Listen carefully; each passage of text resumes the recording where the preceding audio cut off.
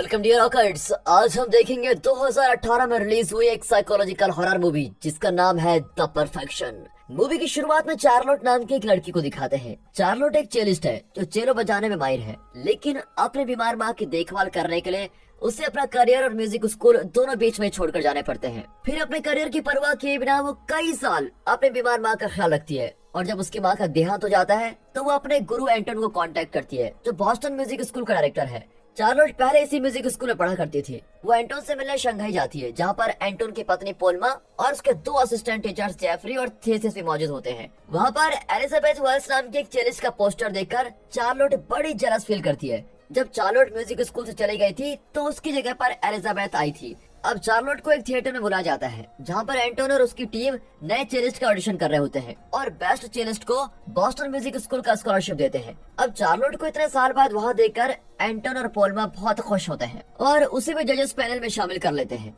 फिलहाल एंटोन की favourite student Elizabeth है जो लिज के नाम से फेमस है और वो भी एक जज है। अब इस ऑडिशन के दौरान पता चलता है कि बाकी चेलिस्ट लिज को एक परफेक्ट चेलिस्ट मानते हैं जिससे बेहतर और कोई नहीं बजा सकती। लिज और चार्लोट एक दूसरे के टैलेंट की बहुत कदर करती है और उनमें तुरंत दोस्ती भी हो जाती है। ऑडिशन के बाद जब चार्लोट और लिज मिलती है तो लिज बताती है कि मैं आपको बहुत पहले से जानती हूँ, आपने ही मुझे चेलो सीखने के लिए इंस्पायर किया था। फिर दोनों बाहर जाती हैं और अपने अपने लाइफ एक्सपीरियंसेस को शेयर करती है। इस तरह दोनों बहुत एंजॉय करते हैं। कुछ देर बाद एंटोन लिज को बुलाता है और उसे थिएटर में मौजूद डेलीगेट्स के लिए चेलो बजाने को कहता है। लिज कहती है कि मैं प्ले करने को तैयार हूँ, पर मैं चाहती हूँ कि चार्लोट भी सेकंड चेलिस्ट बनकर मेरे साथ प्ले करे। एंटोन भी उसकी शर्त मान जाता है और दोनों मिलकर एक मैजिकल परफॉर्मेंस देती है और इससे ऑडियंस बहुत इम्प्रेस हो जाती है। अगले दिन लिज के सर में बहुत दर्द होने लग जाता है और लगता है ये कल रात की वोडका का काम है। अब चार्लोट उसको एब्रोप्रोफिन टैबलेट्स देती है ताकि उसका सर दर्द कम हो जाए। फिर दोनों साउथ चाइना को एक्सप्लोर करने निकलती हैं। चार्लोट कहती है कि हमें पहले ब्रेकफास्ट कर लेना चाहिए। फिर दोनों एक रोड साइड रेस्टोरेंट में खाने जाती है, लेकिन वहाँ का खाना बहुत खराब होता है। फिर दोनों एक पुराने और एक गंदे बस में चढ़कर अपना सफर शुरू करती हैं। कई आइब्रोप्रोफिन टैबलेट्स लेकर भी लिज का सर दर्द कम नहीं होता बल्कि बढ़ जाता है। ऊपर से उसका पेट भी दुखने लग जाता है। अब चार्लोट ड्राइवर से विनती करती है कि वो बस को रोक दे क्योंकि लिज को उल्टी आ रही है, लेकिन ड्राइवर इंग्लिश नहीं जानता और बस रोकता ही नहीं है। अब एक पैसेंजर उनकी सिचुएशन को समझकर ड्राइवर को समझाता है। ना चाहते हुए भी ड्राइवर बस को रोक देता है। फिर लिज जरा फ्रेश होकर आती है और दोनों बस का सफर कंटिन्यू करती है, लेकिन कुछ देर बाद लिज को फिर उल्टी आ जाती है। वो कंट्रोल नहीं कर पाती और खिड़की के ग्लास पर उल्टी कर देती है। तब चार्लोट नोटिस करती है कि उसकी उल्टी में कई कीड़े रेंग रहे हैं। चार्लोट को शक होता है कि लिज को कोई खतरनाक इन्फेक्शन हो गया है।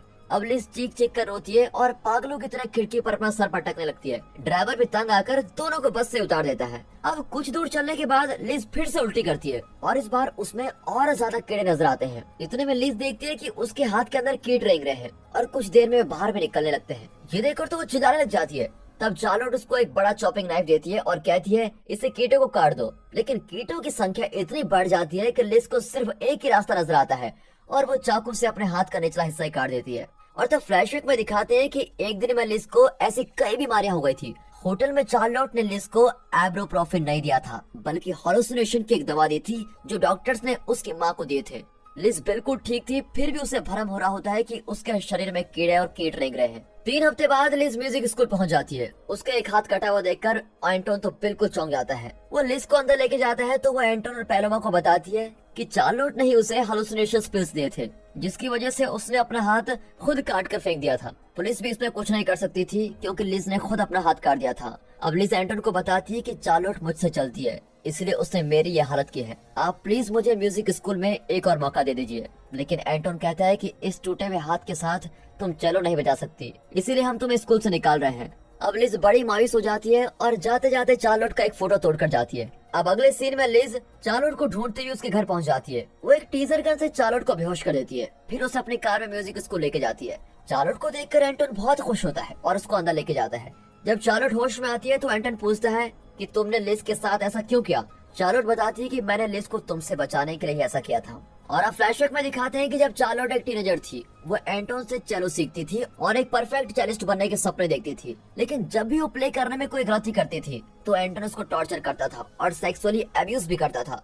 इस घिनौनी हरकत में उसके असिस्टेंट जेफरी और थेसिस भी शामिल थे। अब प्रेजेंट में चार्लोट बताती है कि बॉस्टन म्यूजिक स्कूल में तुम लोगों ने मेरे साथ जो कुछ किया, उसके सदमे से बाहर आने के लिए मुझे न जाने कितने ट्रीटमेंट्स लेने पड़े। मैं चाहती थी कि मेरे साथ जो तुमने किया वो लिज के साथ न कर सको। जब मैंने लिज के कंधे पर वही म्यूजिकल नोट वाला टैटू देखा जो तुमने मेरे कंधे पर लगवाया था, तो मैं समझ गई थी कि तुम इसे भी टॉर्चर करने वाले हो। अब ये सुनकर तो एंटोन आग बबूला हो जाता है और चार्लोट पर अटैक करने लग जाता है। चार्लोट बचने की कोशिश करती है, लेकिन एंटोन उसके मुंह पर पंच करके बेहोश कर देता है। और जब उसकी आंखें खुलती हैं, तो उसने परफॉर्मेंस वाली ड्रेस पहनी होती है और उसके पैर जंजीर से बंधे हुए होते हैं। वो एक चेयर पर स्टेज पर बैठी होती है। एंटोन उसको एक ऑफर देता है कि अगर तुम एक कॉम्प्लिकेटेड म्यूजिकल नोट को बिना गलती से एकदम परफेक्ट बजा दो तो मैं तुमको आजाद कर दूंगा।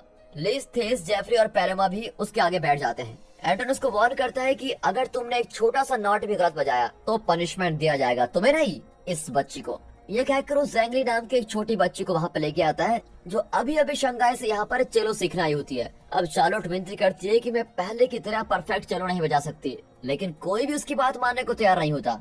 जब एंटोन ज़ैंगली पर हाथ रखता है तो चार्लोट से रहा नहीं जाता और उसे चेलो बजाना ही पड़ता है। वो पूरी कोशिश करती है कि परफेक्ट बजाए, लेकिन इसके बावजूद वो एक छोटी सी गलती कर ही देती है। एंटोन उस गलती को नोटिस करता है और पैलोमा से कहता है कि ज़ैंगली को ऊपर ले आओ और उसे सुला दो। फिर वो चार्लोट से कहता है, मैं तो मजाक कर रहा था, क्या तुम सच में डर गई थी? तुम्हारी गलती की सजा उसको कैसे दे सकता हूँ? सजा तो तुम्हें ही मिलेगी। फिर वो लिज, थेस और जेफरी से कहता है, इसके साथ तुम लोग जो करना चाहते हो वो कर सकते हो और जब ये शांत हो जाए तो मुझे खबर दे देना।